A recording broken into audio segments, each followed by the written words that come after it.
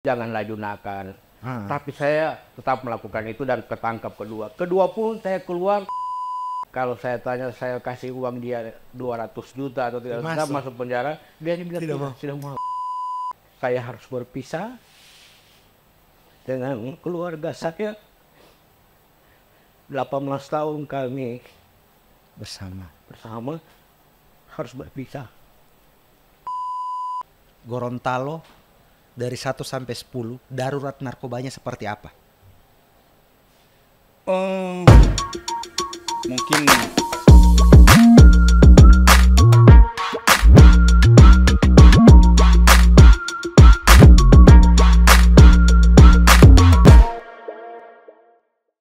Assalamualaikum warahmatullahi wabarakatuh. Waalaikumsalam warahmatullahi wabarakatuh. Pak Tommy Pongolio dan Pak Ketua Pak Amin Mutalo. Terima kasih sudah hadir di podcast ini. Kalau Teh Tommy ini yang kedua Pak. Oh iya. Yang kedua Teh Tommy dan Pak Amin ini yang pertama kali. Pertama ini, alhamdulillah.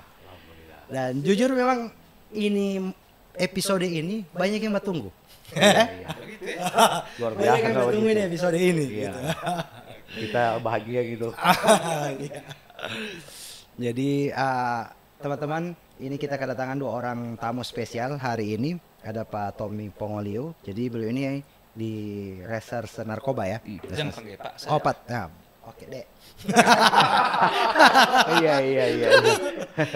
Oke, Bro Tommy ini dia di Reserse Narkoba Polda ya. Dan Pak Amin ini adalah politisi senior. Politisi senior di Gorontalo. Kalau misalnya mungkin ini punya orang tua, ya sebut nama Amin Mutalo itu pasti orang kenal. Ya. Oke, sibuk apa hari ini? Pak Amin dulu deh, Pak Amin. Iya. Sibuk apa sekarang? Alhamdulillah setelah saya bebas dari lembaga pemasyarakatan, saya mencoba melakukan aktivitas yang insya Allah itu bermanfaat kepada orang banyak. Jadi saya pertama kali keluar itu, bebas itu, saya mendirikan sebuah LSM namanya Forum Demokrasi Gorontalo. Dan itu alhamdulillah sudah eksis sudah 2 tahun. Dan alhamdulillah saat ini saya dipercaya menjadi tim pakar DPRD Kabupaten Gorontalo dan juga alhamdulillah saya sekarang jadi tim kerja Gubernur Provinsi Gorontalo. Alhamdulillah. Jadi ini sebuah anugerah, sebuah kehormatan. Iya. Insya Allah ini saya akan syukuri dan saya akan jaga amanah ini. Oke, wes luar biasa. Masih eksis, masih energi masih banyak iya. ya. Saya mungkin itu di luar konteks politik ya. Kalau di politik saya sudah menyatakan off. Saya pensiun iya, dari politik saya ya. Sudah berarti menyatakan, tidak lagi ini hingar-bingar politik sekarang. Secara politik praktis tidak. Tapi ketika bergaul dengan politisi ada hal-hal yang kita bangun bersama demi kemaslahatan. Saya selalu mendharmabaktikan untuk sama-sama. Dewa masih ada sisa ilmu itu ya. Dewa masih jaga kasih. Alhamdulillah. Pengalaman ya. Pengalaman guru besar kan. Luar biasa. Jadi Pak Amin ini teman-teman yang belum tahu beliau dulu di Partai Golkar Pak ya? Iya, saya. Partai Golkar. Ketua dia anggota legislatif, anggota dewan di DPRD Kabupaten Gorontalo. Iya. Sempat ketua DPR. Alhamdulillah. Oke, berapa periode Pak waktu itu ya, waktu masih aktif? Saya alhamdulillah terus menerus itu saya 4 periode. 18 tahun saya dipercaya oleh rakyat jadi anggota DPR dari tahun 2000 kemudian sampai saya harus mau tidak mau suka tidak suka 2018 saya menyatakan sukarela mundur ya? dari anggota DPR karena kasus ini. Pertanggungjawaban kepada rakyat harus saya mundur.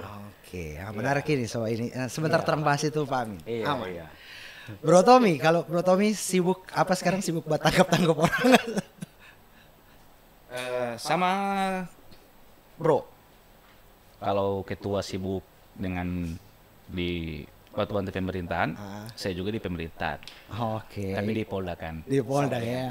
Iya. Bro Ison bilang tadi, aktivitas ya kantor, jual bajuan. Asik. Hal-hal ini. Ya. Iya, iya. Jual kopi.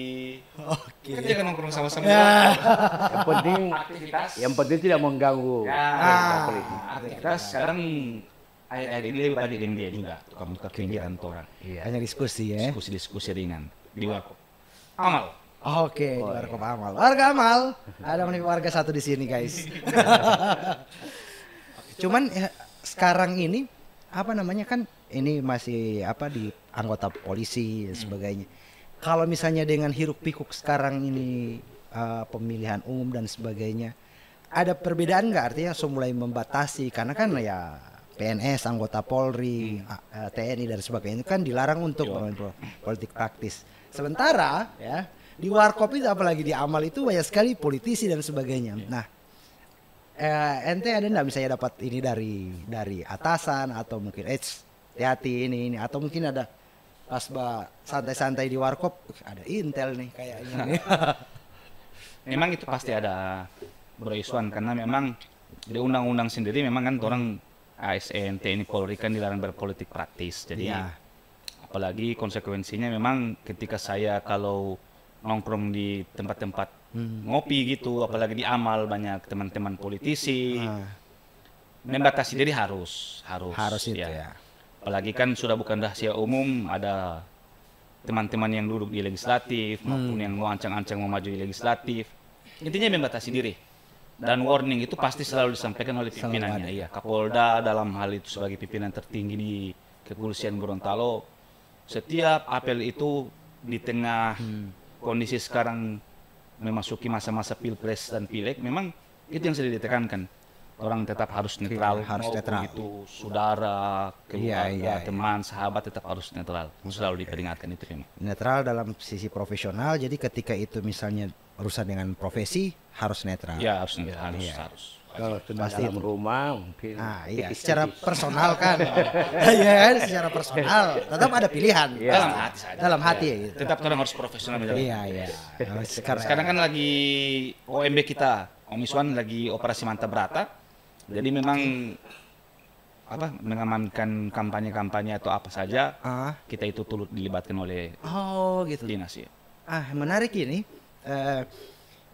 Ada apa namanya ya, pengamanan soal kampanye dan sebagainya. Nah kalau misalnya di reserse narkoba sendiri, apa yang dia ini gitu? Apakah juga tetap melekat tugas itu? Maksudnya di sampingnya ada pengamanan juga center-center ini. Iya. Mana yang ada potensi ini narkoba dan sebagainya gitu.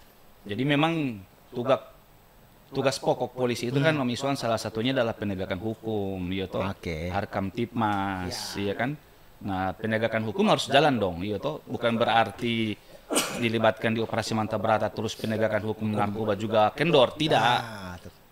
Kemudian juga sebagai polisi juga di Harkam Tipmas mau tidak mau kita juga jadi tugas pokok juga di situ, ya kan? Oke, iya. Jadi harus benar-benar kita dituntut profesional. Dalam hal ini memang ya pimpinan selalu sampaikan jaga kesehatan karena memang ya tugas malam, kemudian paginya kita harus kerja di kantor, tiba-tiba dilibatkan di operasi pengamanan di sini, di titik ini. Seperti itu sih. Oke. Kalau ini sendiri gitu.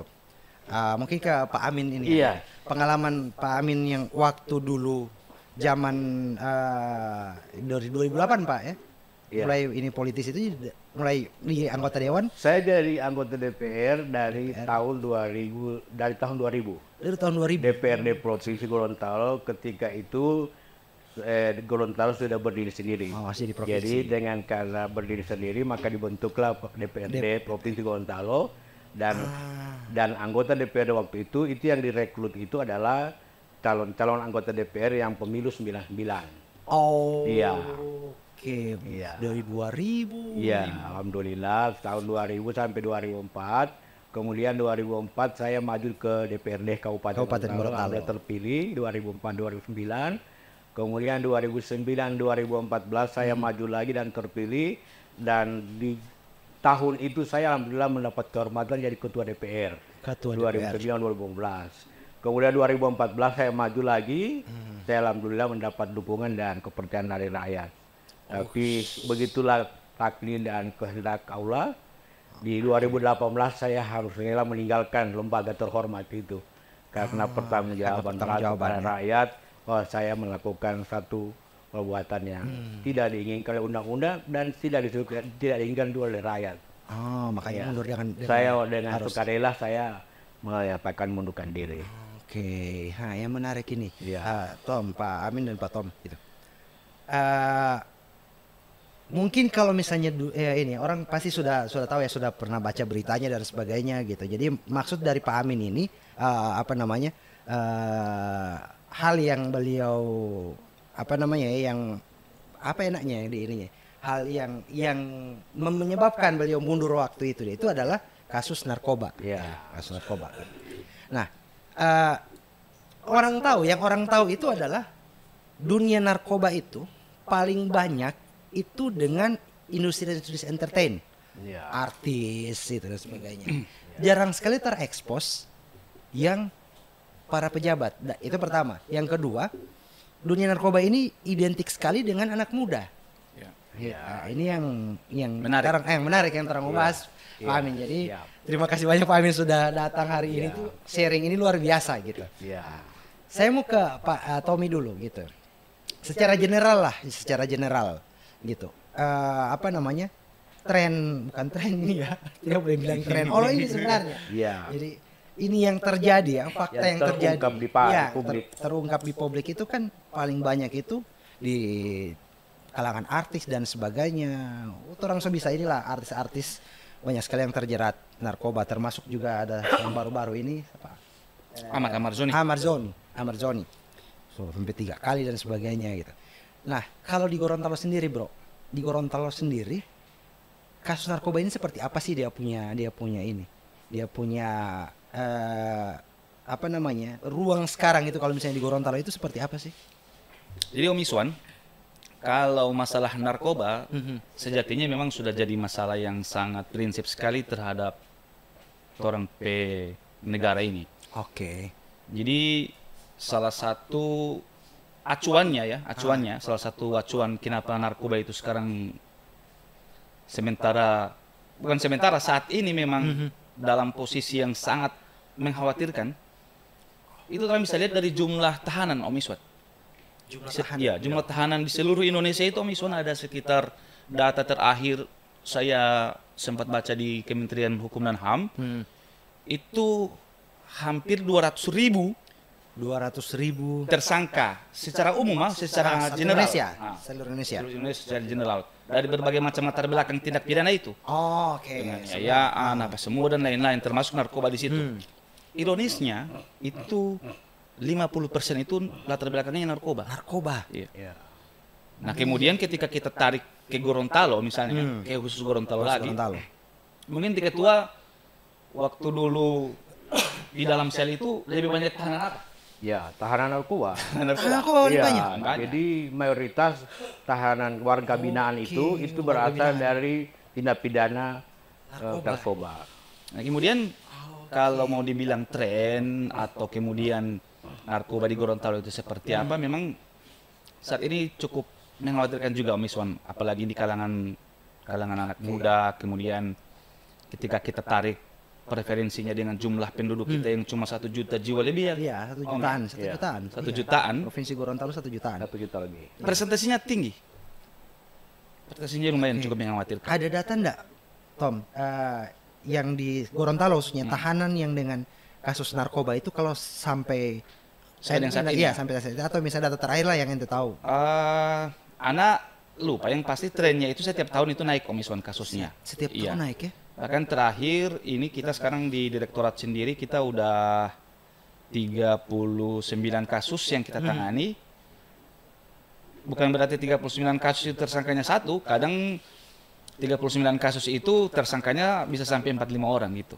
Karena narkoba itu karena memang di sini satu, rantainya ke sini. Rantainya bawa ke sana kalau orang bilang.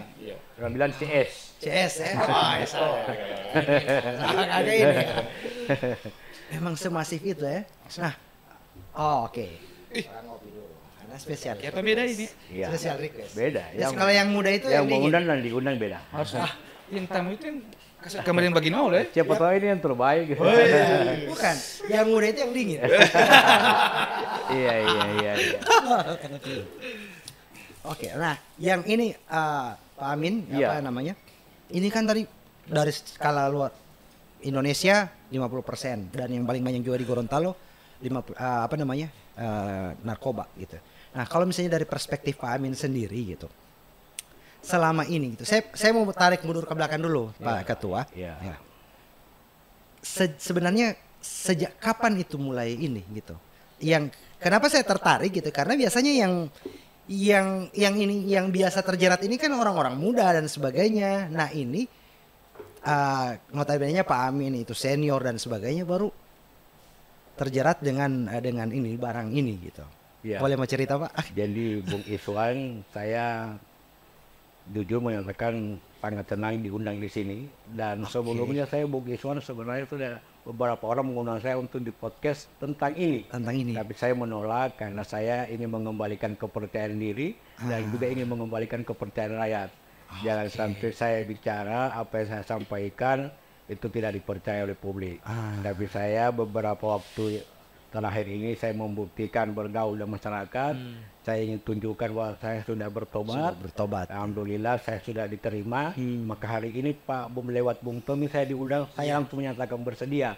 Karena ini saya anggap sebagai sarana untuk berbagi pengalaman kepada generasi muda dan pengalaman saya yang saya hadapi ini yang begitu pahit, yang begitu meruntuhkan seluruhnya. Itu tidak terjadi kepada generasi yang akan datang. Mereka bisa mendengar apa yang saya sampaikan itu dan mereka akan catat bahwa ini jangan diikuti. Ini jangan ditiru, bahwa narkoba ini sangat menghancurkan seluruh kehidupan. Dan itu yang akan saya sampaikan kepada Bung Iswan, kepada pendengar semua.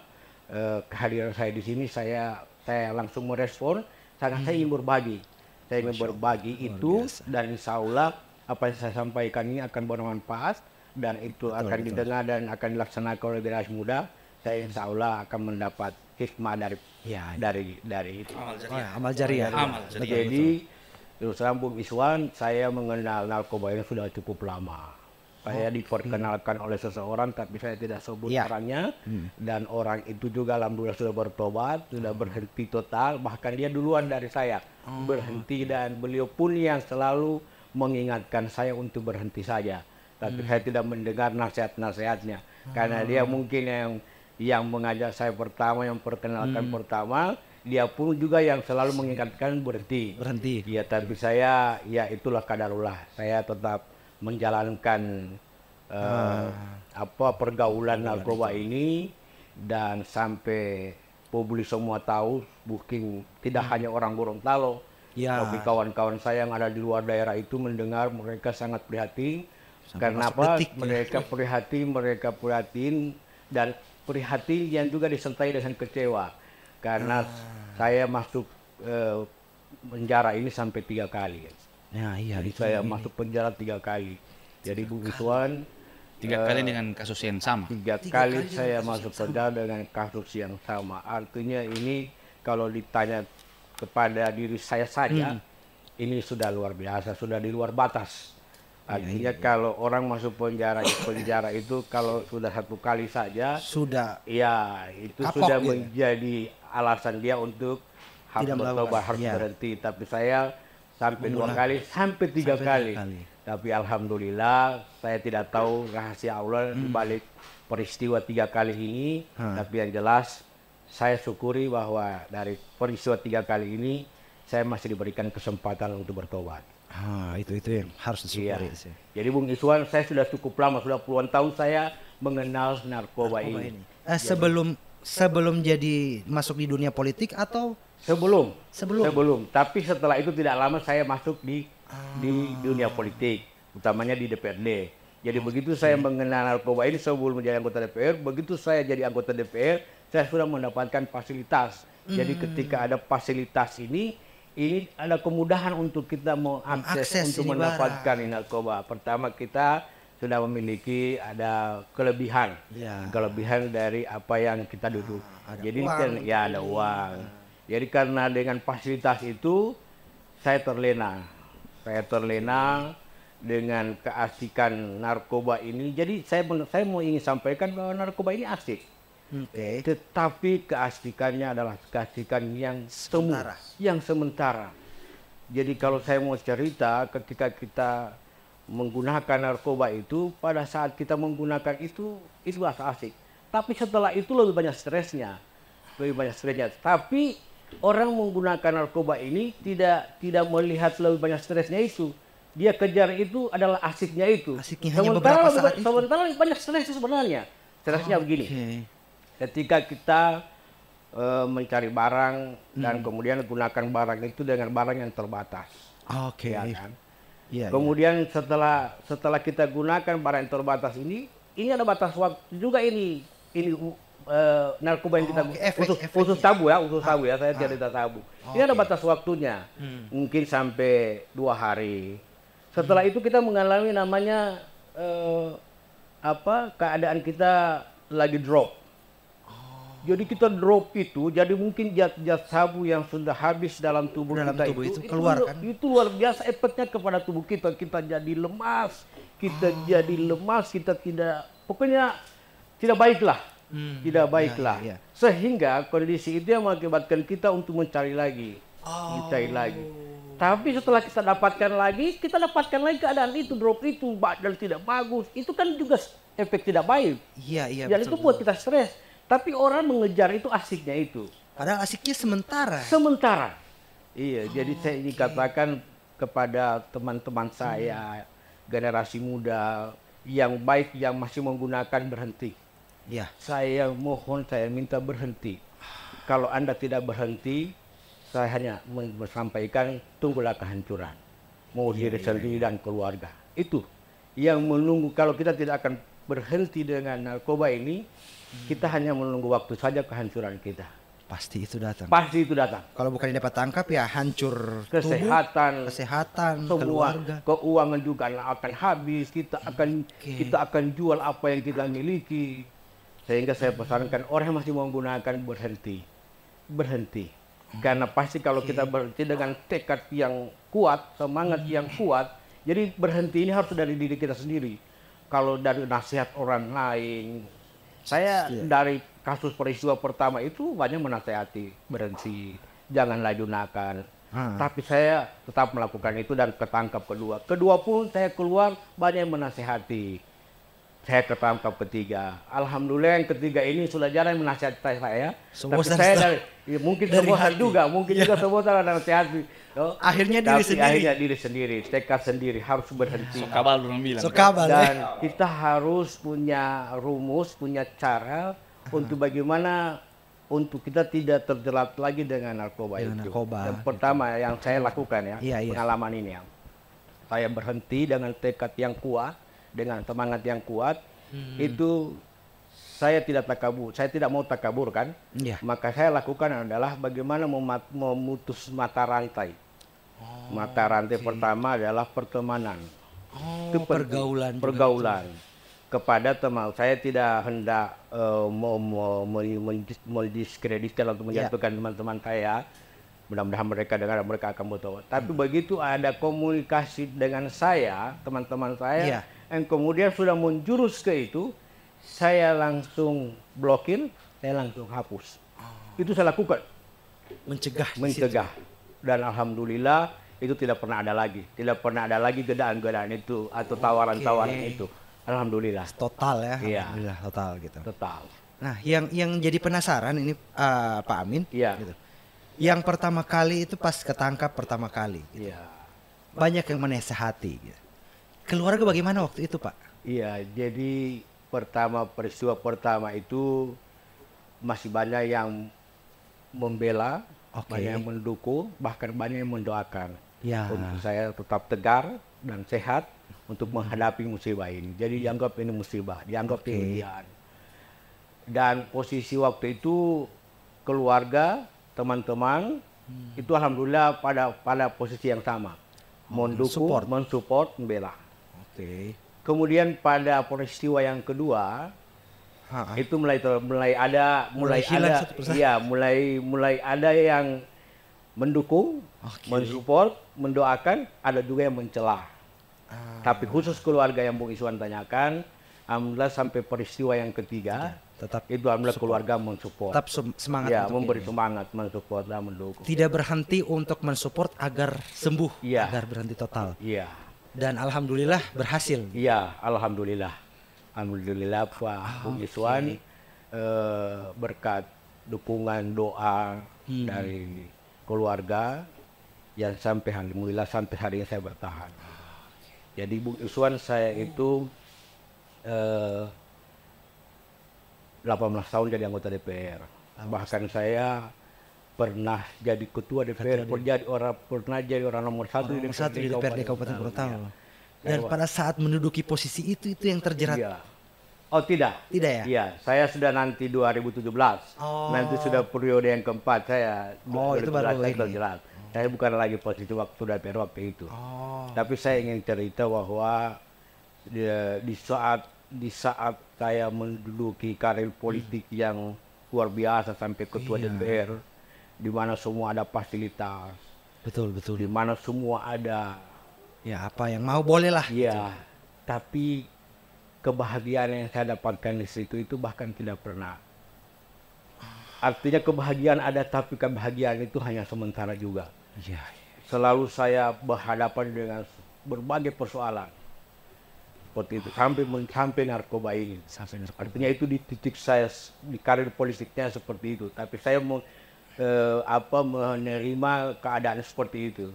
Tapi begitu saya berada di titik rendah, di titik hina, sampai Titik orang mencela paling saya. bawah. Iya, paling bawah. Orang menghina saya. Tapi justru di titik ini saya mendapatkan kebahagiaan yang hakiki. Ada jalan pulang. Iya, ada jalan yang pulang. Nah ini menarik. Tom, ya, saya mau ke Tom dulu nih. Iya. Hal seperti ini gitu, kalau misalnya dari sisi Ngonibo ini, apakah kasus narkoba ini oke katakanlah yang mungkin yang sudah terungkap gitu ya, macam seperti kasusnya Pak Amin itu kan yang sudah terblow up, sudah publik juga sudah muncul di berita-berita, bahkan di detik juga sudah pernah termuat itu penangkapan tersebut. Nah, Anda mau tanya gitu, apakah di level-level seperti itu memang ada banyak juga? Oke, jadi ente pernah anak kasih tahu akan dulu toh Hah. bahwa ketika anak 15 tahun di Direktorat Narkoba itu hampir 85% orang yang anak tangani Oke. itu bakal ketemu anak lagi di ruangan Maksudnya bagaimana? Bantu berulang. Bagaimana? berulang sama dengan tiket tua. Iya. Sampai Jadi- beberapa kali. Anak pernah nasihati Iya. Om Amin waktu itu. Pada saat detik-detik beliau akan kita serahkan ke kejaksaan, anak sampaikan ke dia. Om, ini nanti hanya ada dua kemungkinan ketika Om di lapas, sama bilang. Oke. Ingat Om? Antara Om memang betul-betul berhenti, atau yang kedua, Om bakal lebih parah. Dan yang ini anak tidak harapkan, anak bilang. Anak tidak mau nanti ketika Om di dalam, kemudian nanti ketika Om keluar, Om akan masuk lagi. Dan ini yang paling saya khawatirkan. Dan kenapa itu bisa terjadi, Swan? Karena memang bukan rahasia umum lagi bahwa di lembaga pemasyarakatan itu memang banyak. Iya, Banyak orang dapati begitu. Mungkin tiket tua nanti sebentar mau cerita bagaimana situasi di dalam seperti apa. Tapi seperti itu, orang yang saya tangani hari ini, kemudian kita limpahkan ke kejaksaan, kemudian Oke. menghadapi hukumannya di lembaga, Ah, kemudian 2-3 tahun kemudian keluar, kemudian balik lagi, dan itu 85%. Iya, iya. Makanya memang seperti yang beliau sampaikan, barang ini sesaat terasa bahagianya. Tapi memang yang terjadi kenapa demikian? Ini bukti paling konkret. Waktu itu dia menangis ke saya, bahkan Tom, saya janji ini yang pertama dan terakhir. Ya, itu ya. Kan turun dua bersahabat. tunggu sebentar. Iya. Sorry anak potong, Oke. saya potong. Yang tangkap ente. Yang tangkap Proses. bukan anak. Oke. Jadi begini Om Iswan. Boleh enggak cerita prosesnya? Iya. Oke. Jadi begini.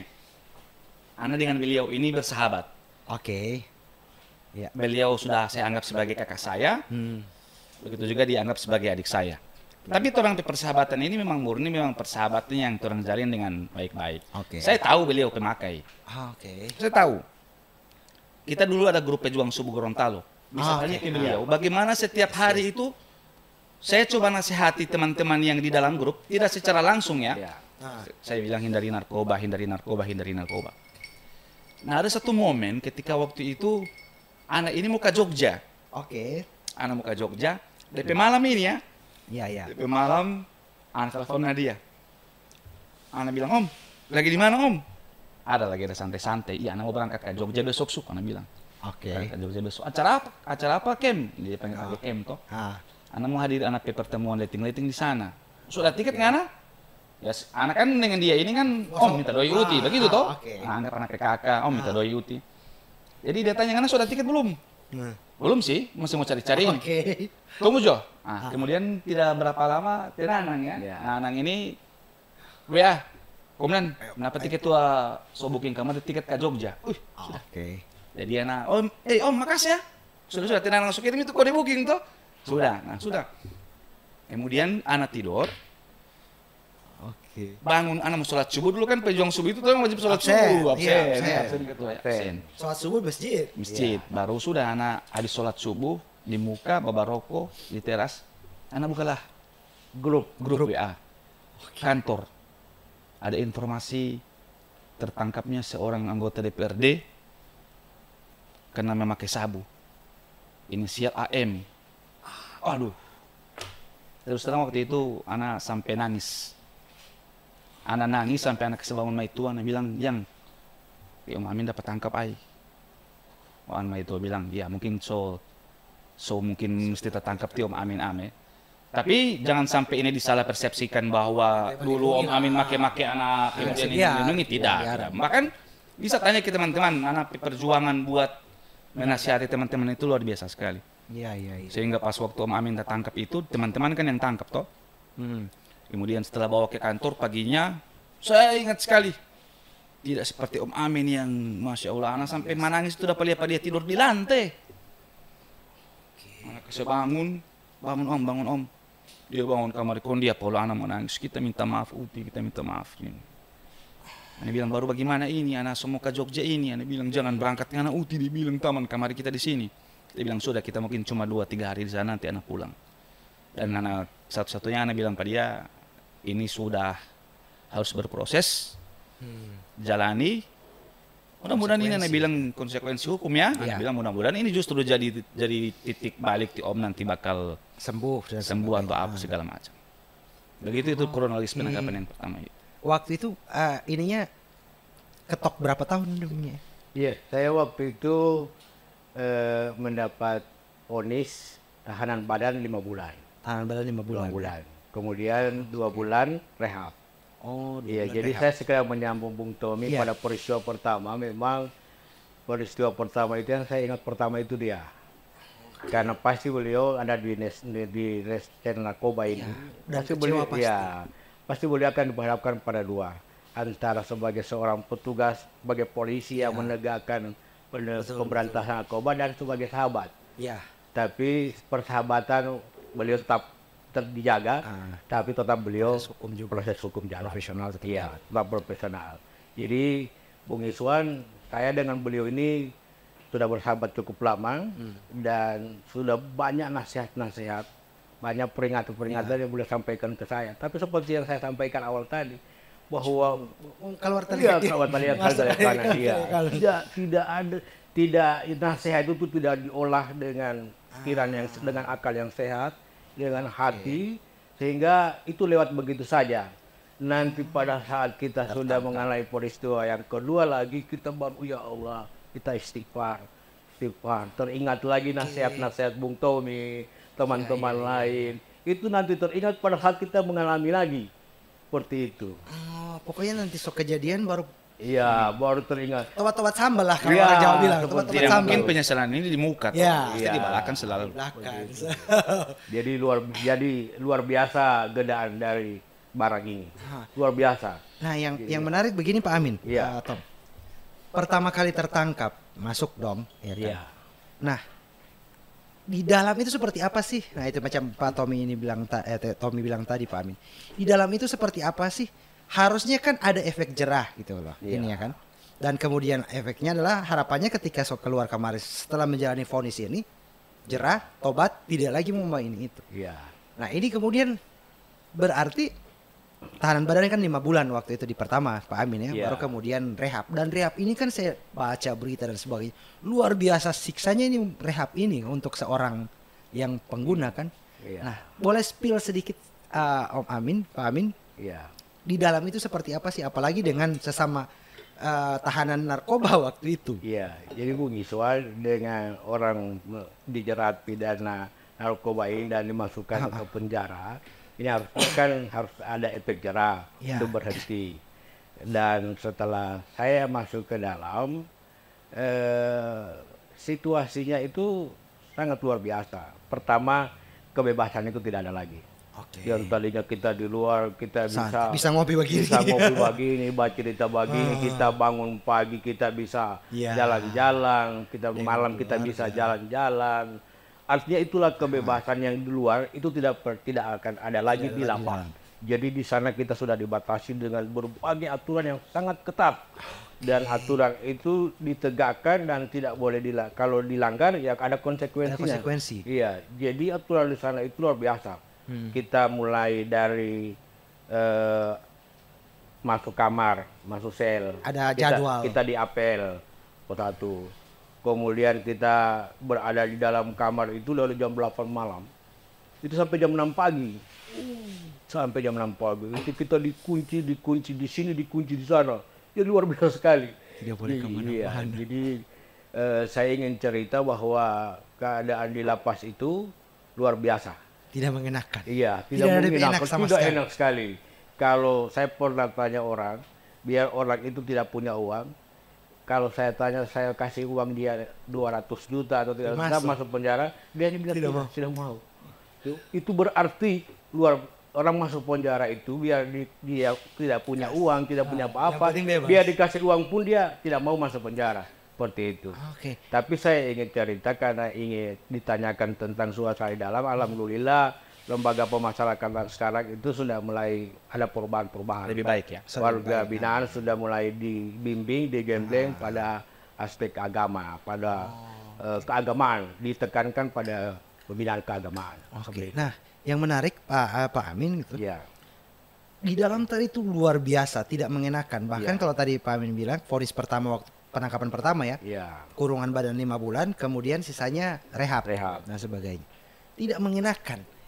Jadi kedua ulang gitu. ya, Yang waktu itu Pak Amin pikirkan saat itu, mungkin oke, satu kali, kita tak colok kita tak kesu, kita harus tahu deh cara ini biar tidak mentah ini. Gitu. Apakah begitu atau bagaimana Pak Amin? Iya, jadi waktu bebas waktu dari pertama itu, Iya. kebetulan waktu itu saya masih tetap masuk kantor, masuk kerja tetap lagi. masih Iya, jadi masih saya di Dewan. masih di Bijasarai untuk tidak Tetap dipecat, aktif, tidak dipecat sebagai anggota partai dan tidak diberhentikan sebagai anggota DPRD. Jadi saya waktu bebas pertama itu 5 bulan saya jalani, saya menjalani rehab dan saya masuk kantor lagi. Nah, ketika saya masuk kantor lagi ini, ya pasti kita ada bergaul lagi, kita ke Jakarta. Jadi lupa lagi ini. Lupa ini yang ada 5 bulan. Siksa ada di sekali penjara di ini. dalam Sama dengan dia bilang tadi itu kenikmatan sesaat toh. Iya. Itu yang orang kejar.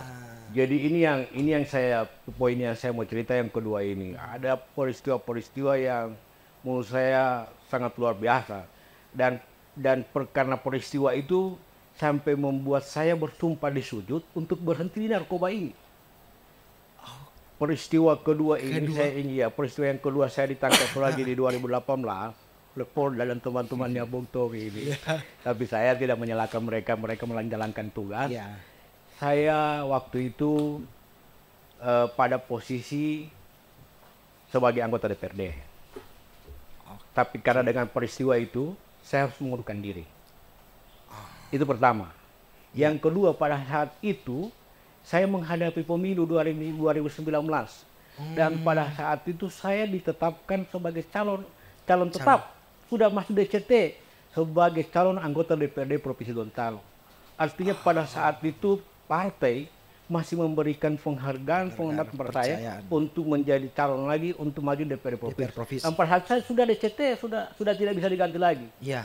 Tapi karena dengan peristiwa itu, saya harus rela lagi untuk mundur sebagai calon anggota DPRD, meskipun di KPU saya tidak bisa diganti lagi. Jadi tetap ada ini ya, kartu suara. Tetap ada. Kemudian yang ketiga, pada saat itu istri saya itu tinggal pada saat ditangkap, saya tinggal seminggu itu akan menjalankan ibadah haji. Iya. Seminggu sebelum berangkat haji saya ditangkap. Yang ketiga kali itu. Yang ketiga itu ya? Iya. Nah yang kedua itu Bung Tony. Itu yang saya bilang ada 3 peristiwa, ada 3 poin penting yang pada saat peristiwa kedua itu yang membuat saya sampai harus bersumpah di sudut itu untuk berhenti. So asli betul ini. So asli betul dan karena apa? Saya harus kehilangan sebagai anggota DPRD. Kedua, saya harus kehilangan lagi peluang untuk maju lagi DPR provinsi. Kemudian yang ketiga, saya harus kehilangan kesempatan. Saya harus cerai dengan istri saya. Jadi pada saat itu,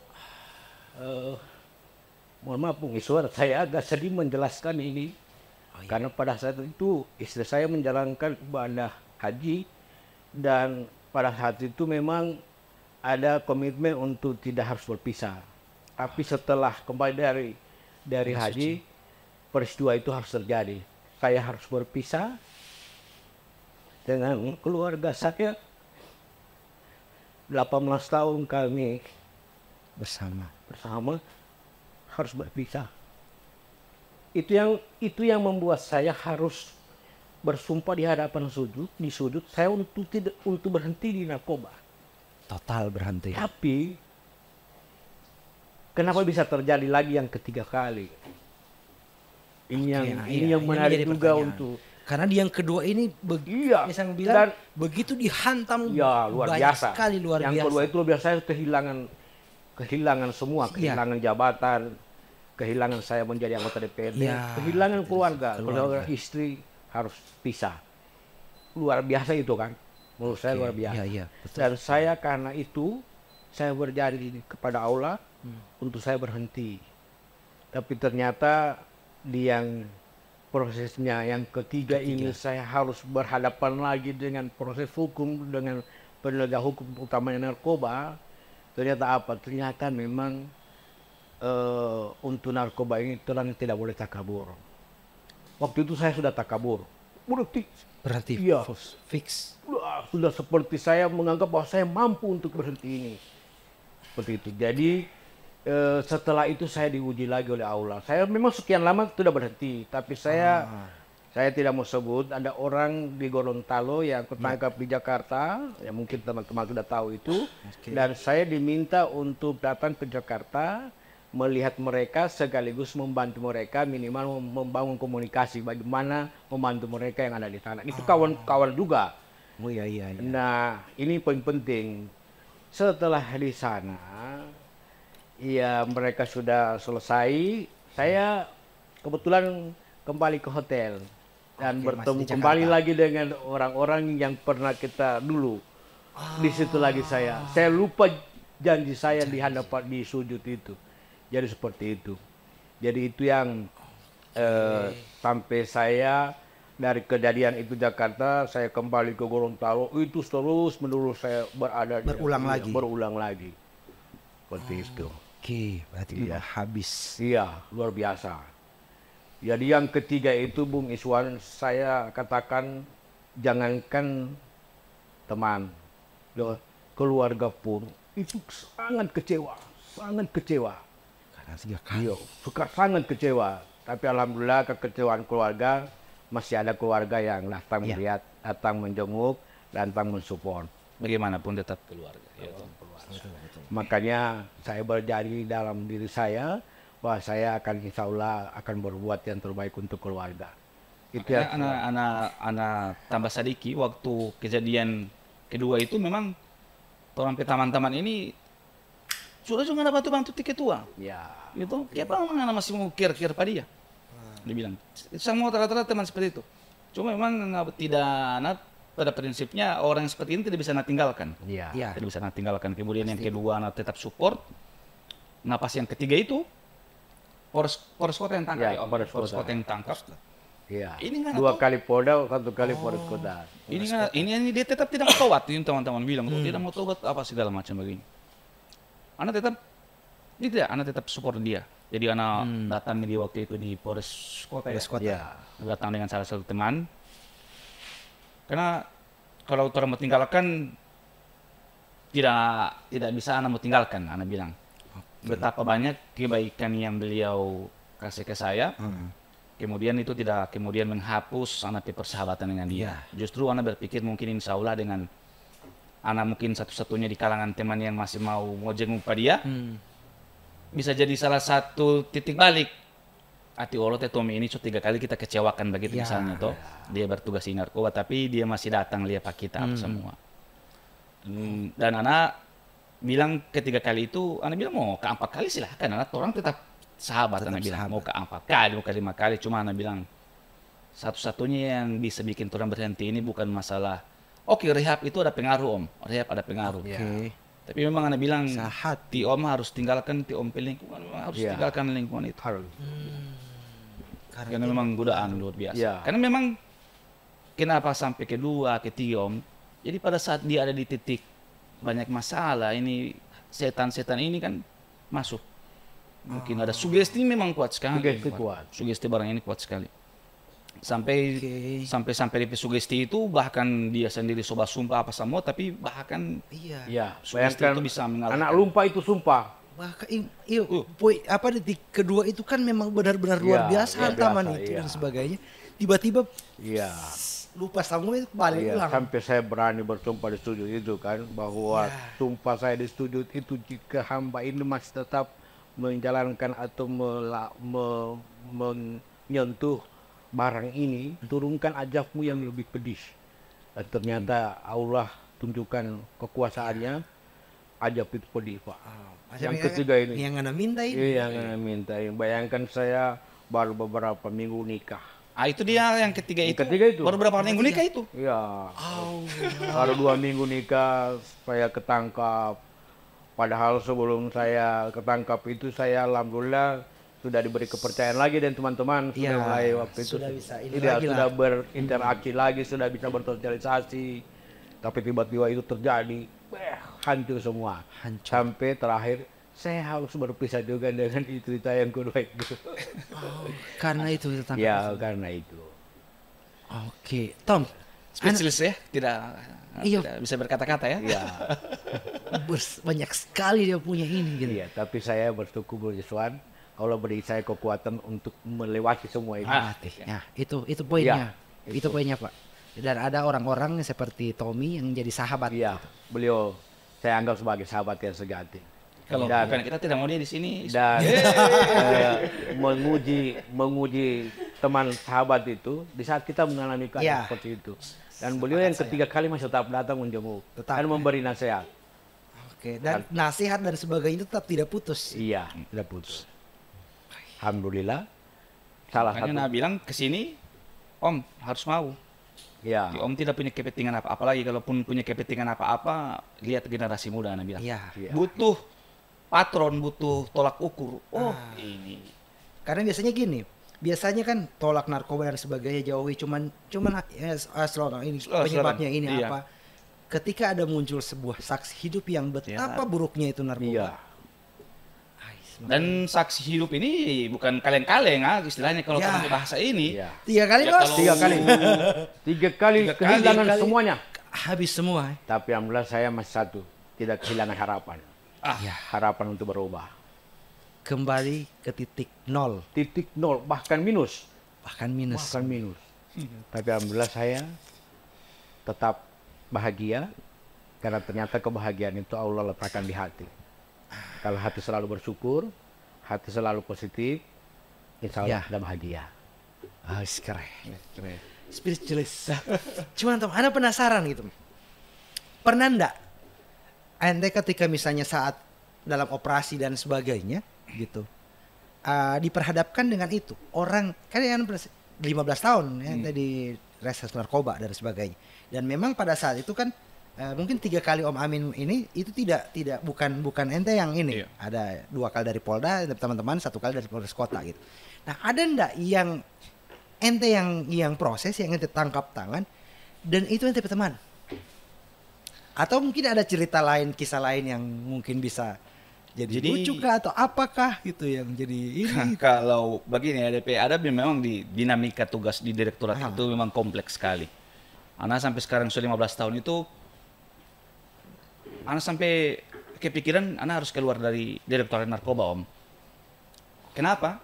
Ente tahu Swan, orang tahu ini kecil sekali. Ya, waktu tahu kasan semua. Iya, jadi tiap kali ada yang mau datang orang tangkap kamari, kalau kita tidak kenal, minimal kita petaman pesudara, Ya.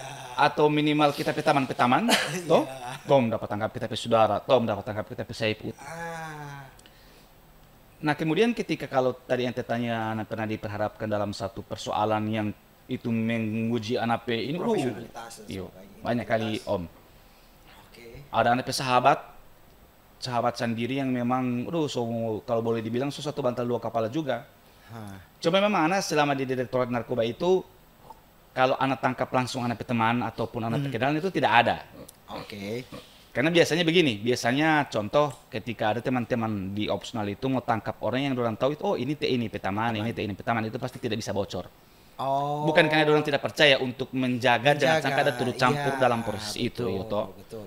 Jadi kalau misalnya kemudian, oh ini ternyata Tommy peteman ini. Jangan bilang pada dia. Iya, jangan kasih tahu pada dia lah seperti itu. Ah, Untuk menjaga tetap bahwa penegakan hukum itu memang harus benar-benar jalan. Harus, iya. Dan Harus kalaupun objektif. memang orang mau bilang anak tidak akan pernah. Ya memang kalau soal aturan hukum memang harus ditegakkan, harus Iya, ditegakkan. Jadi pernah suatu ketika, selain anak petaman satu itu, anak pernah diperharapkan posisi ketika anak jadi penyidik, Om. Oke. Anak peponakan dapat tangkap. Ponakan sendiri. Oke. Ini ponakan ini, DP papa kita pe Om, DP mama kita pe sepupu. Aduh. Dari 2 kaki ini. Iya, dua-dua. Udah dekat sekali itu. Dekat sekali, iya. Jadi DP malam itu ini anak ini minta uang jam 12 malam. Kakak kita minta uang. Transfer. Pente. Iya. Oke. Ini anak ada cewek ini, tuh anak ponakan cewek ini. Jadi mau bilang ade, mau bilang ponakan. Ponakan. Nah, sampai kenapa sudah jam 12 pagi ini minta uang? Bilang rokok. So tidak ada rokok kita, dia bilang. Nah, memang karena tahu dia hidup di dunia, dia mendapat teman-teman seperti itu, anak bilang tidak ada, cepat tidur Jo. Dia besok sore ketangkep lah ini anak ponakan ini. Oke. Telepon anak, bang, abang ponakan itu orang dapat tangkap. Dia bilang bawa. Anak bilang bawa. Ini jadi salah satu anak pondasi untuk mau bilang ke orang-orang, sedangkan kita peponakan kita mau suruh tangkap, Iya. suruh bawa. Apalagi orang datang cuma minta tolong, ini kasihan, ini kasihan. Karena tidak ada kompromi soal itu. Tidak ada kompromi Om. Karena memang kalau orang mau berbelas kasihan, kapan memang ini? Ini tak berantas. Iyo. Jadi sudah proses sampai putus 2 tahun lebih dia. 2 tahun. 2 tahun. Karena yang Anak proses. berarti. Yang proses. Diuji, berarti ente berapa kali diuji dengan Iya. dengan ini, apalagi yang Pak Amin. Amin gitu. Baru ya Langsung dinamika di sekali. lapangan juga ada DP lucu-lucu juga. Oke, coba terang ini. Apa sih NTP ini lucu waktu ini? Ada anak pernah satu ketika waktu itu lagi penyelidikan di wilayah Limboto. Oke. Tiba-tiba ada teman-teman opsional ini buat telepon Pak anak. Nah, Tom, orang butuh backup nih. Dia bilang toh. oke. Siapa? Ada orang tangkap 1 orang tapi tidak kooperatif begitu toh. Baru disambungi di salah satu rumah warga waktu itu. Dan mungkin orang butuh apa itu dan komunikasi untuk mau bawa pada dia ini. Orang tidak tahu ternyata ini tersangka ini lari sembunyi di rumahnya Pak Ismet Mile. Oke, waduh. Oke. Ismet Mile waktu itu Bupati Bone Bolango. Ya. Ismet Mile waktu itu Bupati Bone Bolango. Di rumah dinasnya, rumah pribadinya? Rumah pribadi. Oke, rumah pribadi. Anak datang ke sana. Yang mana ini tersangka ini? Anak bilang, mana dia? Orang bilang di dalam dia yang pakai kaos putih. Oke. Capek ini Om Iswan tuh, capek ini ketua, capek. Bagaimana dengan saya Pak orang? Masuk agak tua. Oke. Oke, tunggu sini ngoni. Masuk ke dalam. Kata dulu Pak Ismet Milenial saya minta duduk-duduk pakai kaos putih olo. Karena anak ini bupati ini ya, bupati Pak Ismet Mile itu bupati Bone Bolango waktu itu. Oke. Dia lagi duduk-duduk santai pakai sarung, tidak pakai kupiah. Baru kan kita itu tidak tahu Pak Ismet Mile itu kalau buka kupiah begitu sudah ada palia di foto-foto pakai Iya, pakai kupiah. kacamata wolo. Oke. Oh, so dia ini setahu ini yang orang bilang gitu. Pas dia duduk, anak angkat di kerak. Allahu Akbar. Oh, so ngana ini ya. Apa ini? Angkat bawa keluar. Ngana tidak tahu siapa kita, dia bilang. Nanti baku tahu di kantor torang. Aduh. Kita ini Bupati Bone Bolango, Ismet Mile. Astagfirullah. Bupati saya. Salah tangkap. Jadi yang salah tangkap. Mungkin kalau waktu itu memang lagi ada Instagram begitu atau apa ya, atau ada Facebook yang mungkin viral sekali anak waktu itu toh. Iya. Bahkan sampai kemudian di kantor itu memang jadi bahan olok-olokan sih. Kayak apa abang so tangkap ibu bupati begini. Tapi kemudian anak minta maaf. Kemudian anak jelaskan ke dia anak capek atau apa segala macam. Alhamdulillah. Mungkin tersangkanya memang tertangkap juga. Beliau mungkin pro terhadap penegakan narkoba, mungkin paham anak posisi. Sudah, dia bilang anak kasih maaf. Cuma lain kali ngana. Dia dulu cari tahu dulu sama rumah ini. Aduh. Astaga, sampai segitu. Tapi akhirnya orang itu memang ada di situ. Iya, karena kebetulan waktu itu memang masih ibu bupati keluarga ini waktu itu toh. Mungkin dia bermaksud mungkin kita sembunyi di sini biar aman begitu toh. Tapi mereka kooperatif sekali, kasihan. Tetap orang serahkan. Makanya dia lari sembunyi di situ toh. Memang saat itu lagi posisi malam, anak lala apa semua. Angkat di kerak ya. Waktu itu tapi kita pikir, aduh mamputasi ka pupaya tuh kita ini. Jadi ya. Iya, jadi gitu. Jadi memang ya dinamika di lapangan seperti itu. Dinamika di lapangan seperti itu. Nah, ada yang menarik. 15 tahun yang tadi di narkoba di reserse narkoba ya. Dan banyak sekali lika-liku yang ente dapat, termasuk juga sahabat ini juga kenal dan sebagainya. Ada satu penasaran, Tom. Ente pernah pakai? Ini pertanyaan yang berapa ribu kali orang tanya ini. Oke. Tapi pernah dia tanya di publik begini podcast. Ya begini, apa ada nama ya? Anak tidak kemudian minta orang percaya atau tidak. Oke. Iya kan? Orang-orang bisa berasumsi, orang-orang bisa percaya atau tidak. Di 15 tahun anak di direktorat itu satu kali pun atau apa dia namanya? Apapun anak tidak pernah coba narkoba. Oke. Karena anak ketika waktu itu ditugaskan di narkoba itu tahun 2009, itu hal yang pertama CB ingatkan ke anak almarhum CB untuk tidak dekat dengan itu barang. Padahal kalau cuma mau bilang peluang anak di situ besar sekali. Besar. Yang pertama anak petugas. Akses mungkin anak perkenalan relasi orang-orang di dunia narkoba banyak. Anak minta barang mungkin gampang. Iya. Anak berpikiran mau pakai pun gampang, sampai mau tangkap kita misalnya seperti itu tuh. Baru kan anak yang mau bilang bergaul memang bergaul luas. Iyo di dunia situ baru orang tidak akan percaya om. Tuh Tommy ini ke kafe ini ke ini. Tidak mungkin. Tidak mungkin. Tapi demi Allah anak memang tidak pernah sentuh barang itu om. Karena anak yakin dan percaya ketika anak coba mungkin anak akan jatuh, memang jatuh. Ya, karena sudah contoh. Iya, memang anak protek sekali itu barang itu memang. Anak protek. Baru kalau mau bilang anak tidak bisa munafik ketika teman-teman banyak yang konsumsi itu. Anak tahu tapi anak tidak serta-merta anak pendekatannya kasih ingat. Karena memang hal-hal seperti itu anak sering sampaikan ke mereka. Anak bilang, anak ingat teman-teman ini buat teman-teman yang masih pakai juga ya. Make sabu atau gunakan narkoba itu satu saat ente akan dititik pasti orang dapat tangkap. Sama dengan anak istilah dulu anak pengen kasih tahu tuh, sama dengan ini cuma cabu arisan. Pasti mau jatuh kamari ini nomor. Mau jatuh ini nomor. Dan anak bilang ketika ente cabu nomor dan tertangkap, anak bukan siapa-siapa anak bilang. Kita akan jadi musuh yang akan saling berhadapan anak bilang. Jadi penegakan hukum itu memang harus anak punya harus jalan om. Harus jalan. Anak tidak ada mental di situ. Harus. Itu hal pasti itu. Pasti anak bilang. Makanya anak bilang coba juga anak bilang. Kita ingatkan sama yang ketua. Sampai dulu ketua bilang, di Gorontalo kita tidak. Sampai dia terbuka ke anak. Tom, kita di Gorontalo tidak, Tom. Kita ini kau mau basanang di Jakarta. Oke. Anak bilang, ya tapi suatu saat Om mau tertangkap kalau Om tidak mau mendengar. Ya. Anak bilang seperti itu. Coba warisan tuh. Dan bahkan sampai timbul isu-isu ku, Tom yang kasih tahu Pak Dorang ini harus tangkap apa segala macam. Anak bilang kembali lagi ke persepsi publik, silahkan mau menilai.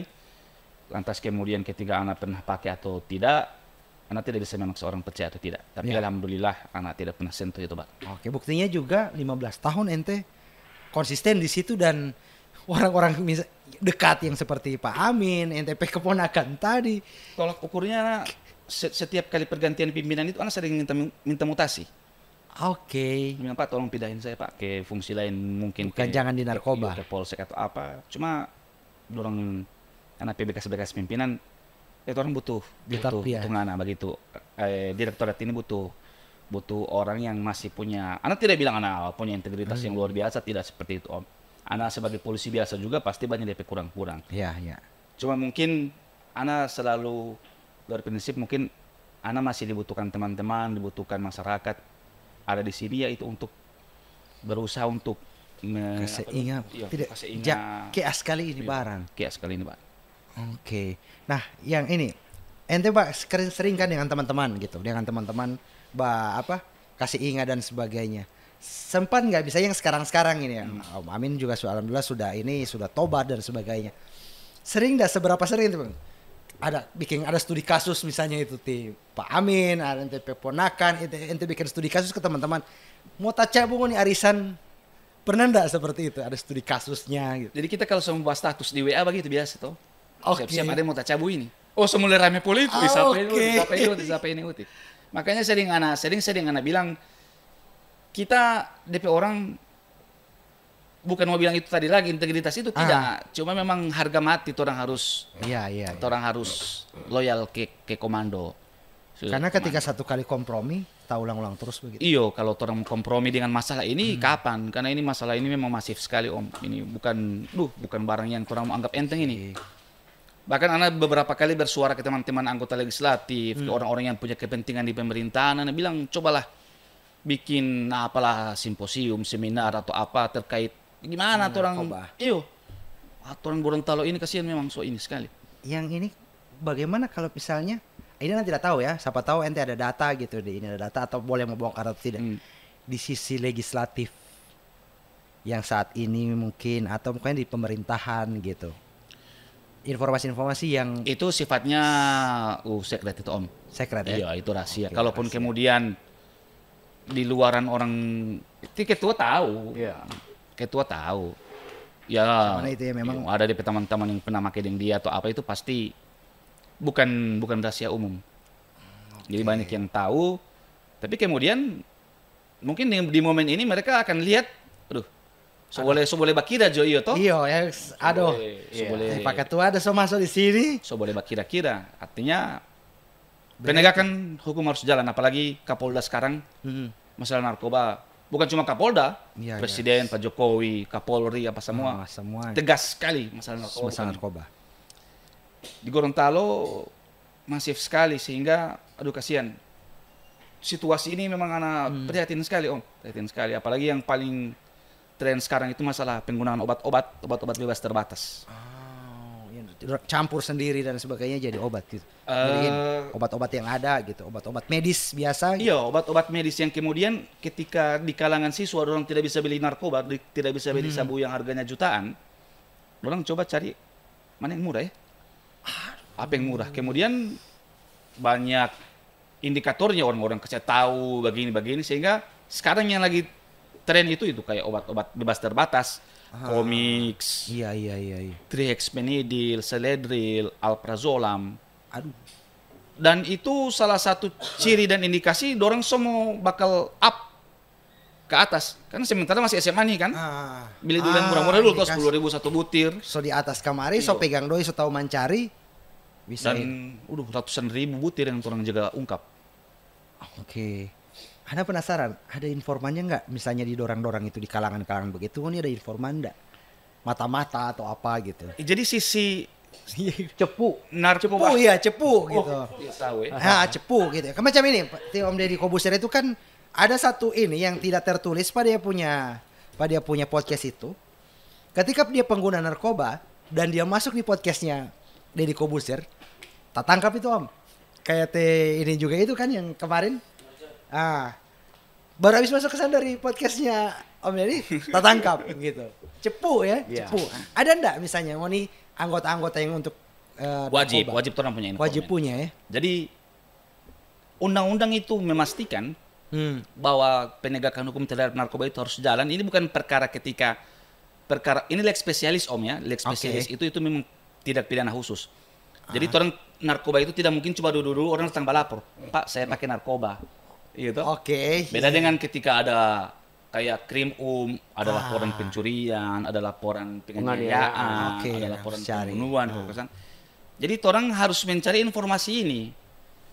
Tolong cari informasi. Dan hukum membolehkan, undang-undang membolehkan ada nama teknik-teknik di lapangan itu undercover buy. Ya, oke. Polisi menyamar jadi masyarakat. Masyarakat. Kemudian kita tahu ente ini pengjual narkoba toh. Ah, Jadi anak masuk PNT jadi pembeli itu legal. Kemudian ada DP nama surveillance, pembuntutan.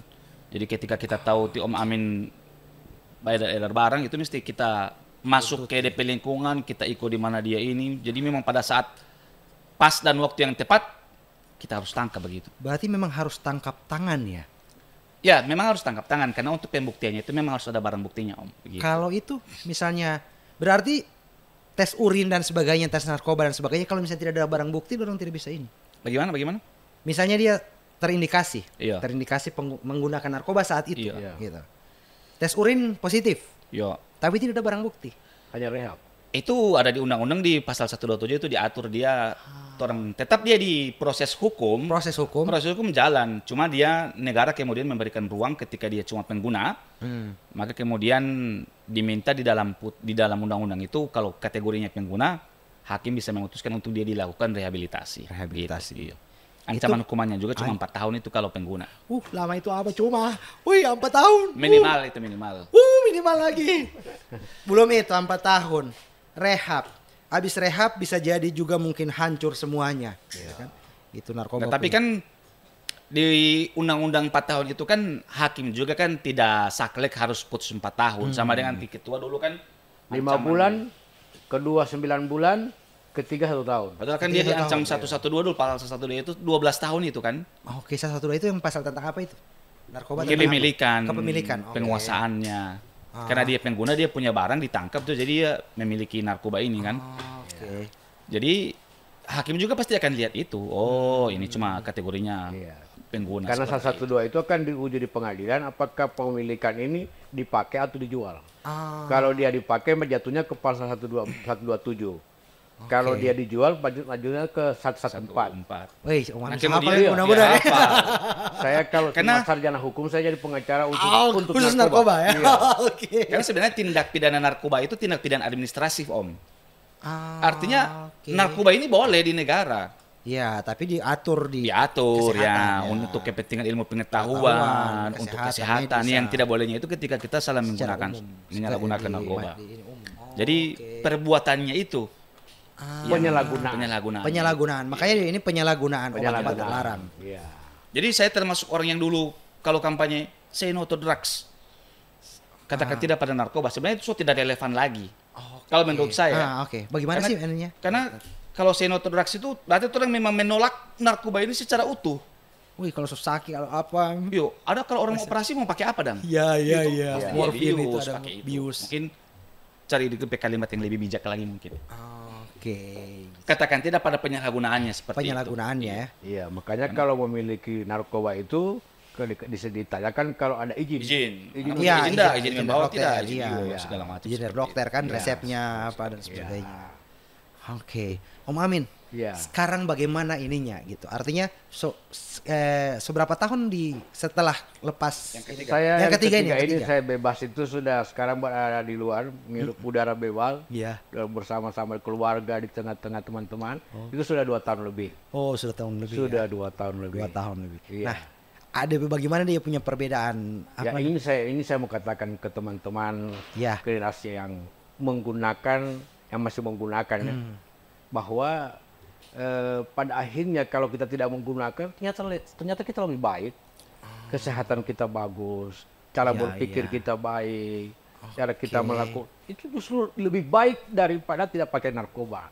Oke. Iya, jadi ketika kita pakai narkoba itu memang sugesti itu aja, Cuman sugesti. sugesti yang pada akhirnya Hancur juga. hancur dan berakhir dengan tragis.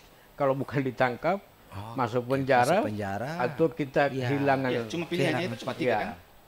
Di penjara, baru Kehilangan kehilangan semua. itu atau mati. Mati. Iya. Itu tiga itu tidak ada aja, tidak ada yang ini lain. Dan bersyukur belum sampai di taraf overdosis bisa sampai Nah. overdosis begitu kan. Ya.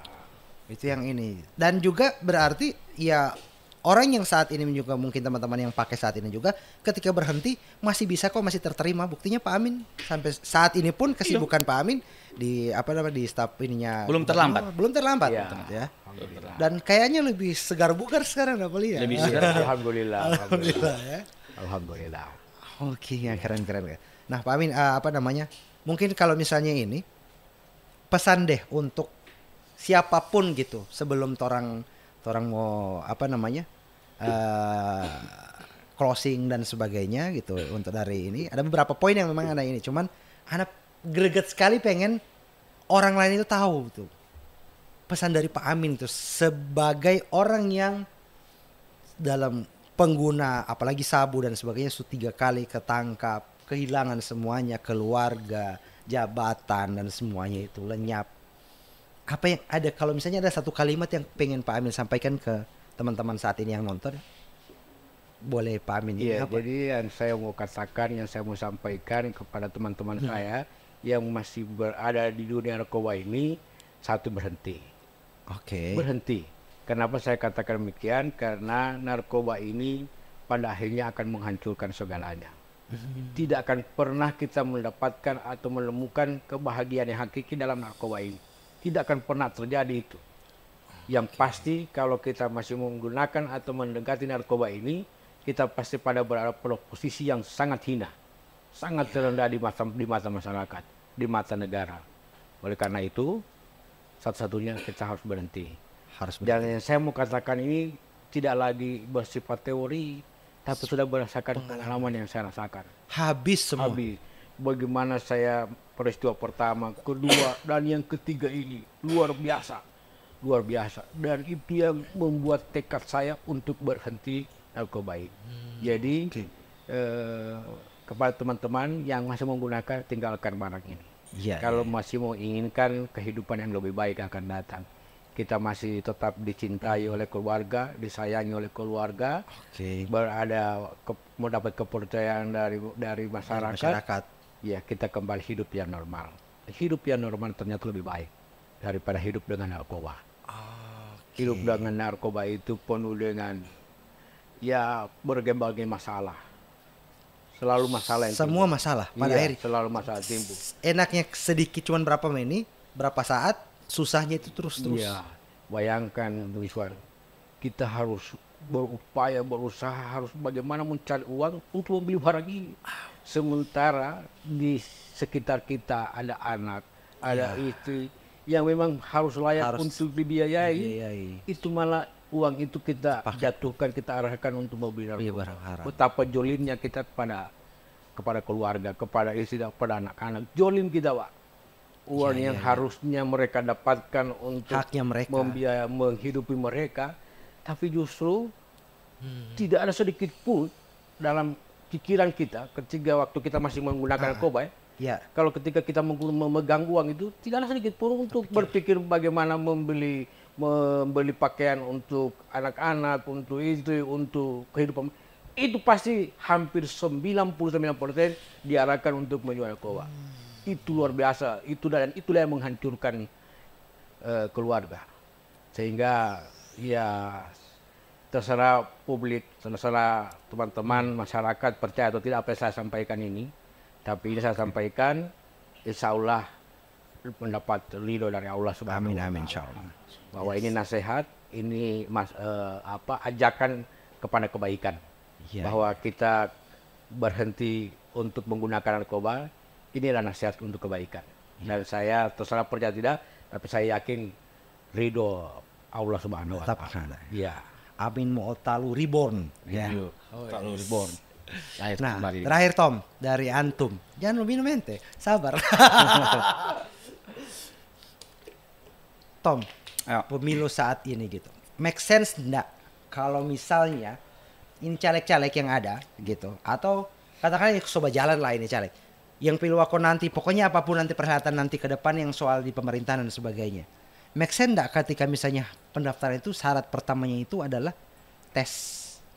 Atau memang atau sudah dilakukan? Wajib, dan itu sudah Iya, diumumkan. itu harus dipenuhi. Harus dipenuhi. Sekarang caleg maupun yang maju ke Piluako wajib tes urin. tes urin ya. Iya, wajib tes urin untuk membuktikan bahwa dia tidak pakai narkoba. Oke, dan tidak ada fakta integritas misalnya ketika terpilih dan misalnya kedapatan langsung mundur. Karena pengalaman Pak Amin kemarin kan Iya, masih itu kan kembali lagi ke pemerintahan Internal partai. partai mereka kan. Iya. Kalau orang kan Harusnya partai yang secara organisasi harus membuat itu Iya. untuk menghindari anggotanya terlibat lagi pada narkoba. Oke. Dan terakhir Tom, Gorontalo dari 1 sampai 10 darurat narkobanya seperti apa?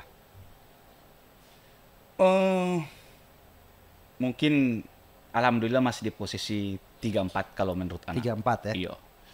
Karena kebetulan bukan kebetulan ya, orang masyarakat Gorontalo itu istilahnya kan masih babak kaseinga, iya toh, Oke, masih babak iya. kaseinga.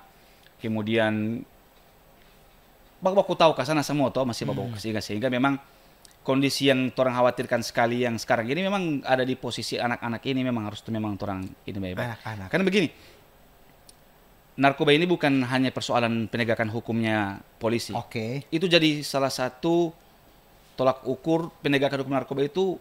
Peran serta masyarakat itu sangat dibutuhkan sekali saat ini. Oke, coba misalnya gini. Saya misalnya gitu. Misalnya kita anak tahu misalnya ada teman ini sementara menggunakan Iya. gitu. Sementara katakanlah sementara pesta narkoba. Iya. Anak telepon. Weh, datang ke sini, kenapa orang ada pakai?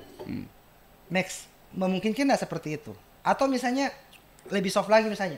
Anda pernah lihat dia bawa pakai, cuman saat itu dia tidak bawa pakai. Anda lapor Pak Ngoni di BNN atau di Polda yang bagian narkoba. Bro, cek dia bawa pakai. Anda pernah lihat? Ada. Dia punya Jadi ada yang begitu, tapi kurangnya apa ya? Kurangnya mungkin pemahaman orang-orang terhadap undang-undang narkoba itu sendiri yang mungkin bikin orang takut ketika berurusan dengan masalah narkoba. Padahal undang-undang di situ melindungi memang informannya orang. Misalnya tiket tua bakal saya tahu Tommy, kenapa kita teman masih jaga bapak ke sup. Oke. Dan ini memang harus orang lindungi, memang informasi dari dia ini memang harus dilindungi. Oke. Jadi tidak serta merta ketika di sidang pengadilan, ini dapat tahu di mana dia bapak ke. Ini. Di Pak Amin kasih tahu Oh, tidak. cepu. Cepu. Jadi memang Oke. dilindungi. Dan ada satu ancaman hukum di Undang-Undang 35 itu ketika misalnya orang tiga nih lagi make, kita dan tiket tua make, ente tidak. Oke. Polisi datang, tangkap orang tiga, ente bisa kena itu Swan. Oke. Itu ente kenanya kenanya di pasal 131 mengetahui tapi tidak melaporkan. kejahatan ini. Jadi berarti harus wajib melaporkan. Harus. Makanya itu dituntut peran serta masyarakat di situ, bahwa masyarakat punya kewenangan yang luar biasa di negara kasih itu untuk sama-sama turut membantu Sama-sama. polisi untuk ini. Karena kalau bukan dari masyarakat siapa lagi? Iya. Polisi punya keterbatasan, polisi terbatas. punya Kamu tanya juga terbatas. apalagi masyarakat yang paling paham dengan ini begini itu. Jadi diharapkan seperti itu. Harapannya kalau ada yang aneh-aneh di lingkungan, ada pesta-pesta miras misalnya juga. Telepon. Karena memang dua hal ini memang agak saling Berbawaan. mukaito, orang bilang ini mukaito begitu. Miras sama narkoba. Habis bamiras oke. Iya, habis itu. Kayaknya tidak terlalu berapa rasa ini loh. Gas yang Orang punya nanti tolong tulis di podcast Om itu Oke. nanti silakan masyarakat, warga masyarakat Gorontalo kalau ada hal-hal yang perlu disampaikan ke direktorat Oke. itu bisa ke www.ditnarkobagorontalo.com. Yes. Nanti bisa diakses di situ, kemudian nanti tinggal ada di situ pesan yang kita klik tombol WhatsApp-nya nanti Ya. masuk langsung ke piket. Ke piket. Ya, langsung masuk ke piket narkoba, kemudian akan orang tindak Tindak lanjuti lanjut. kebenaran informasi tersebut. Dan identitas si pelapor dirahasiakan. Ada tambahan saya Bung Iswan Oh iya, terkait bagaimana? dengan apa yang diperbincangkan tadi. Oke. Bahwa saya ini sebagai masukan juga Ya. bahwa pemberantasan narkoba ini tidak boleh hanya objeknya kepada pengguna, Oke. tapi juga bagaimana para bandar. Karena Ya, karena pengguna ini mau menggunakan karena barang ada. Karena barang ada. Karena barang mudah ada. diakses. Mudah diakses. Oke. Sehingga juga bagaimana para penegak hukum khususnya Polda dalam kaitan pemberantasan narkoba ini, bagaimana peredaran narkoba ini betul-betul dihentikan secara totalitas. Oke. Ini kan ada bandar besar, Iya, iya. ada bandar di bawahnya, baru kemudian ada pengedar. Macam-macam ini. Ini ya. juga bagaimana dicarikan cara untuk menghentikan ini. Kalau barang tidak ada juga yang menggunakan. Kan akan berhenti juga dengan sendirinya. Oke. Jadi itu juga kita sebagai masukan bahwa memang bagaimana fokusnya juga kepada Penjual. bandar Pengedar. dan pengedar dan penjual. Seperti Oke. ini. Tom, Pak Amin tadi gitu. Di Gorontalo sendiri pernah terindikasi atau tercium nggak? Ada bandarnya kah atau ada pengedarnya? Ada, kalau mau bilang bandar ada, dan beberapa kali tolong sudah lakukan penindakan. Oh, ditangkap gitu. Iya, karena tapi masalahnya Om, narkoba ini kan sistematis sekali. Ya. Iya toh, sistematisnya itu Jaringan, jaringan bukan cuma jaringan nasional, tapi memang bercerita Internasional. tentang jaringan internasional. Oke. Barang masuk ke Sindikat, Indonesia, ya? sindikat jelas. Kemudian orang-orang di bawah ini ya, orang bilang begini istilahnya, polisi kemudian ketika mengupgrade diri, toh sudah di so di D, di bandar-bandar ini so di F, begitu. Oh, Dan ini memang harus betul-betul apa yang tadi Om Amin sampaikan, memang orang memang harus benar-benar peka dengan itu. Iya, iya, iya. Harus berusaha memaksimalkan orang potensi untuk terus mengupgrade diri. Upgrade. Oke. Dengan semakin canggihnya teknologi, semakin banyaknya peluang, apalagi sekarang lewat gampang mau dapat narkoba. Serius. Bisa Online, toko online bisa lewat Shopee, Lazada, Tokopedia, dan dorang tahu itu, dorang tahu. Oke. Dorang tahu banyak begitu ketua ya. Orang mau tawari ini nanti pesan di Shopee, pesan di Tokopedia, pesan di ini. Kan beberapa kali memang pengiriman itu kayak obat-obat itu lewat Shopee yang orang tangkap, dan orang memang langsung periksa ke Shopee-nya lagi. Oke. Jadi Bukalapaknya itu Bukalapak pakaian, Bukalapak Produk-produk umum iya, lah, produk retail. umum kan retail. Jadi Sisip di sisip di situ. situ begitu. Oke. Orang-orang nakal, dan itu memang ya kerjaannya jaringan seperti itu. Jaringan. Kalau dulu Om Amin tidak kesulitan mencari itu yang begitu waktu saat ini? Iya, karena barang banyak, mudah untuk mendapatkan barang itu, dan penting ada uang.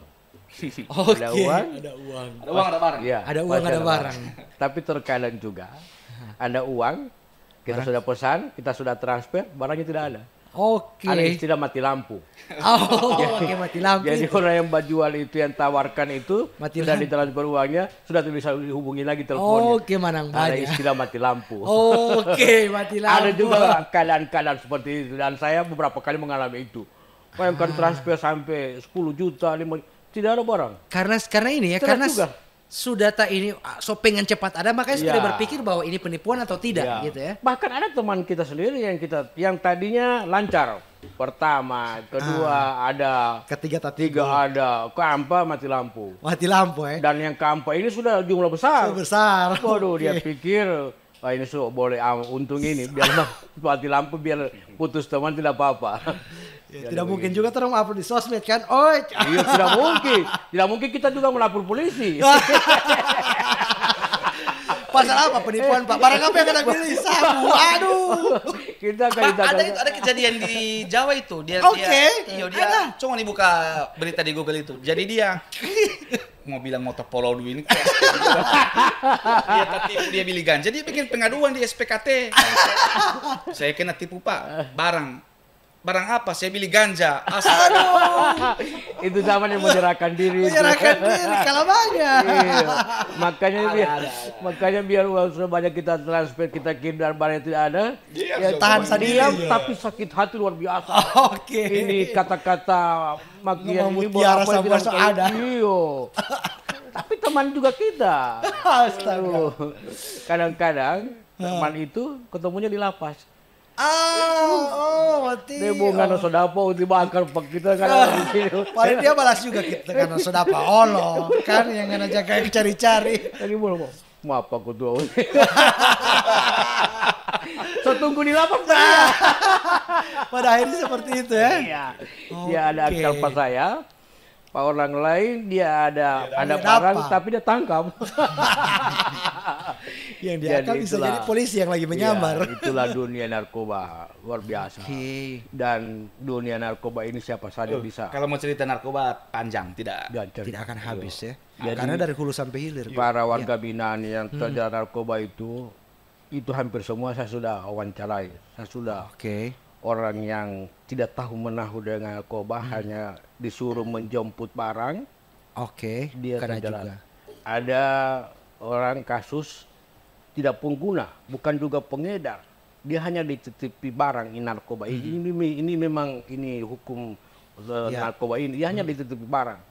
Kemudian yang menitip barang ini memang dia bandar, tangkap dia. Tangkap. Ketangkap dia, lantas ditanya mana barang itu yang dia Oke. bilang lah ada yang saya titip. Sabla. Orang itu datang mengantar barang, dapat dia ditangkap lah. Sebegitunya Iya. ini narkoba itu. Iya, hukum upaya narkoba. untuk menghentikan narkoba Menghentikan. itu seperti itu. Oke. Makanya juga jangan sampai orang ketika misalnya di bandara gitu kan. Ada yang minta orang asing yang orang tidak kenal meminta titip Hindari ini sebisa hindari. mungkin. Iya, Iya. hindari sebisa mungkin. Karena orang tidak tahu, memang di Undang-Undang 35 itu ada DP nama proses ketika orang ente bawa barang, ente tidak tahu toh, tuan titip kita pe barang Oke. subawa yang ente bawa, kemudian ketika dapat tangkap, ini bukan kita punya, kita tidak tahu. Tidak serta merta ente orang lapas begitu. Tangkap dulu. Prosesnya itu ada 6 hari itu. 6 hari proses penangkapan itu, bro. Orang mau buktikan memang bahwa ini betul-betul bukan ngana punya, betul-betul ngana tidak tahu. Oke. Karena memang pengguna narkoba maupun pengedar itu Jago yang begitu. pasti jago dan pamba akal. Ya, jaga berkelik. Sehingga orang tidak mungkin percaya ketika misalnya, "Pak, demi Allah Pak, bukan saya punya Pak." Artinya tidak sesederhana itu, tidak sesimpel itu. Tangkap dulu, tahan dulu. Buktikan Dulu orang buktikan, orang lidik, oh betul memang ini dia tidak ada apa-apa di sini kasih tidak tahu, baru orang bisa lepas. begitu. Ya, seperti itu dia punya ini ya. Dia punya hukum segitunya. Oke Tom, terakhir NTP ini sebagai penegak hukum dari ini narkoba, apa yang ente mau sampaikan khususnya ke anak muda yang saat ini gitu, atau ke para senior yang saat ini mungkin masih ada itu yang kata Pak Amin tadi, yang ya tunggu juga satu saat tuh nih mau cabu di kumpulan di arisan. Jadi ketika orang dua bercerita soal ente mau bikin part 2 anak narkoba, maka terpikir ke anak harus menghadirkan DP contoh di sini. Iya toh. Ah, Kemudian anak minta beliau untuk tidak usah kita berteori-teori panjang apa semua ini Iya. narkoba ini jadi contoh, orang pe om, orang pe sahabat bahwa memang ketika orang dengan masih di dalam kondisi pakai narkoba ataupun apa tidak usah jauh-jauh. Ini contoh real. Pak Ril. Contoh real dan yang Ana harapkan sekali berhenti, kemudian orang sama-sama kemudian kerjasama terhadap pemberantasan narkoba di Gorontalo yang sama-sama orang cintai ini. Oke. Mudah-mudahan ini podcast ini bisa jadi inspirasi juga toh, Ya. seperti DP nama sedang Sedang inspirasi inspirasi. bahwa yang ketiga kali pun beliau masih bisa bangkit, Ya, masih bisa. gitu. masih Tidak ada kata bisa terlambat. bangkit dan tadi sebelum kasih ini Bapak cerita om masih boleh mau bacalek lagi misalnya atau Oke. apa, dibilang undang-undang masih membolehkan dia karena hukuman yang amar putusan itu masih ada peluang dia untuk mencalonkan, tapi beliau bilang dia so tidak. Artinya jangan pernah orang putus asa. Ya. Jangan orang pernah putus Tetap asa. akan ada jalan. Dan kalau ini masih make, cara terbaik untuk berhenti adalah dari hati sendiri. Ya, oke. Kuatkan hati, tekad sendiri, kita mau berhenti dengan cara yaitu hindari lingkungan-lingkungan yang Berpotensi. berani lepas dari zona itu, harus berani dari lepas zona nyaman itu. Oke. Kira-kira begitu. Yes, everybody. Narkoba di Serambi Inspirasi. Terima kasih para tamu luar biasa. Terima kasih Bung Iswan. Tepuk tangan. Terus.